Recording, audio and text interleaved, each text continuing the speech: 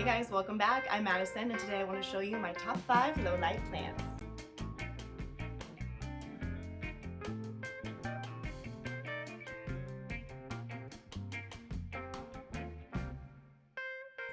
Alright, the one I want to show you first is one that I have the hardest time saying, so we will start strong here. This is my Calathea Warshwiskii. You're picking up what I'm putting down, I'm sure.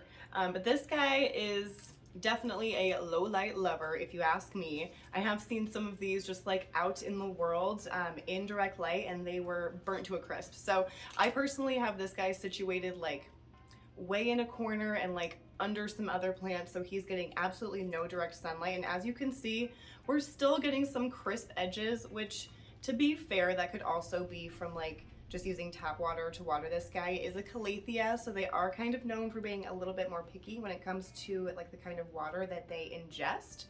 But yeah, I don't really mind any crisping leaves too terribly much.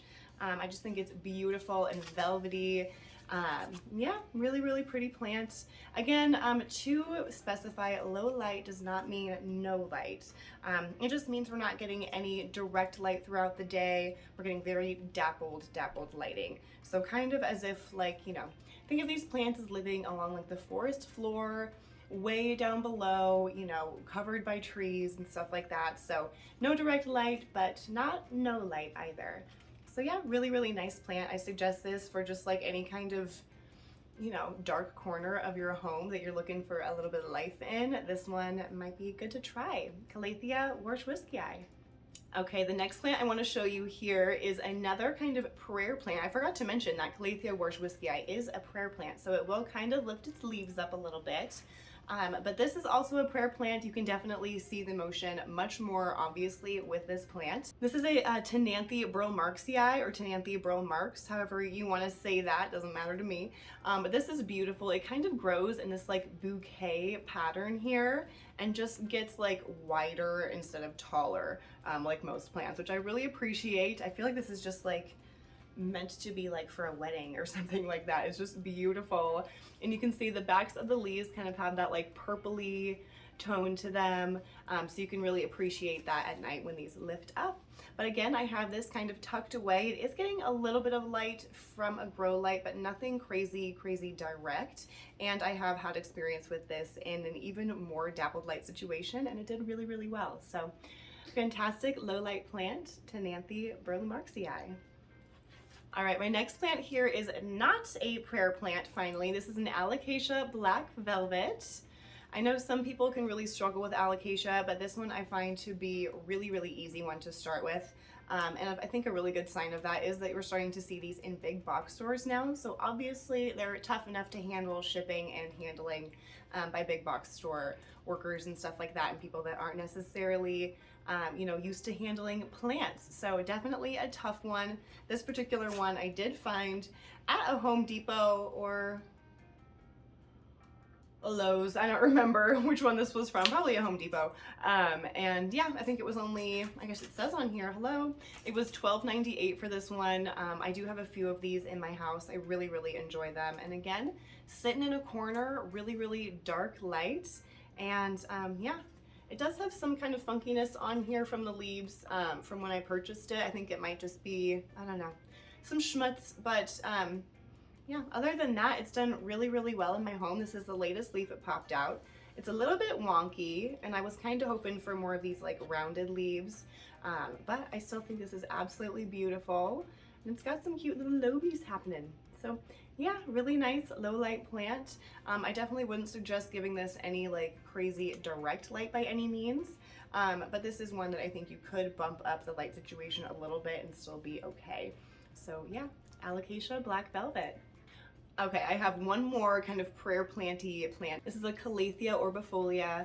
It may have been reclassified to Geopersia, I'm not sure, but I'm gonna stick with Calathea for the purposes of this video. So Calathea orbifolia, beautiful plant. I do feel like this is probably the lightest foliage plant of the 5 that I have to show you today. I do feel like it tends to be the darker leafed foliage plants that do better in low light conditions, but this is another one that I find to be really tough. And on that tough side as well, if you're someone who has a lot of issues with Calathea and you're kind of wary to go towards them for fear of spider mites and other issues like that. I will say this is the one Calathea or like prayer plant varietal guy that I have tried that hasn't had any pest issues yet.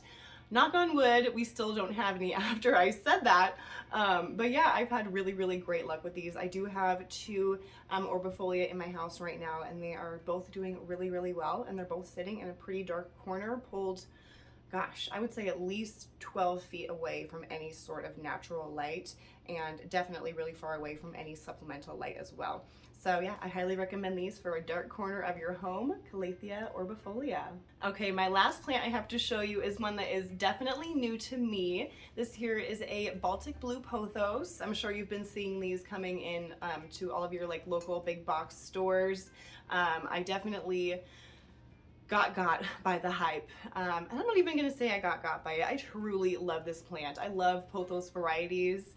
I feel like even if this wasn't getting super, you know, hyped up in social media, I would have gone to this one anyway. It's fantastic. People do like to compare this to like your Cebu blue pothos, but I do feel like next to each other, these are very, very different. The foliage is significantly darker on this Baltic blue pothos. Obviously they fenestrate much easier, as you can see here. Oh, we even have a little tiny one on this leaf here. It's so, so pretty. But they also have different texture to the leaves on them than the Cebu blue. I find the Cebu blue has a little bit more texture, and these are a little bit smoother, and they come out super, super shiny. And then they kind of mattify a little bit as they kind of age down. But this is a beautiful plant. I have this situated right next to my Cebu blue pothos upstairs. I just didn't want to show you the Cebu again because I could just gush forever and ever. So we're gonna switch it up and go with the Baltic blue. But yeah, I've only had this plant for about a month, and it's already done quite a bit of growth for me. I did decide to trim off a lot of the leaves when I got this because it was a little bit sad from my local Lowe's. So I trimmed some stuff off, and it has grown back beautifully. I feel like it's a really nice little bush. And as soon as I can, I want to start popping some sort of trellis or something in here to encourage these leaves to get larger and even more fenestrated. Baltic blue pothos. All right, guys, I think that's gonna do it for this one. I hope this was a nice short video for you guys to see some good low light plants and get some ideas for those sad corners of your home to bring some life in. Thank you so much for watching this video. Subscribe for more and leave a thumbs up if you liked it. Thanks so much, and we'll see you next time.